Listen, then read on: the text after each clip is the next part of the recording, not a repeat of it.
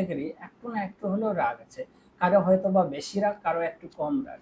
তো আজকের যুগে অ্যাঙ্গার ম্যানেজমেন্ট খুবই কষ্টকর হয়ে দাঁড়িয়েছে। চেম্বারে দেখা যায় যে অনেক গার্জিয়ান বলে আমার ছেলে মেয়ের খুবই রাগ। তো অ্যাঙ্গার ম্যানেজমেন্ট আমাদের এখন খুবই ডিফিকাল্ট হয়ে দাঁড়িয়েছে। আর রাগ, একটা কথাই আছে না, রাগ করলে মানে সব কিছুই হারালে, রাগলে মানে হারালে, এরকম একটা প্রবাদ আছে। তো যাই হোক, রাগটা কন্ট্রোল করা আমাদের পক্ষে খুব সহজ হয়ে যাবে তখন আমরা যখন, যেই সিচুয়েশনে আপনি রাখছেন সেই সিচুয়েশনটা থেকে বেরিয়ে আপনি বাইরে কিছুক্ষণ হাঁটুন, বা সেই সিচুয়েশনটা আপনি ভুলে যাওয়ার চেষ্টা করুন, বা যেই জায়গায় যেই টপিকে আপনি আম, কথাটা ভাবছেন যে এই টপিকে আমার রাগ আসছে, ওই টপিকটা আপনি ভুলে যান।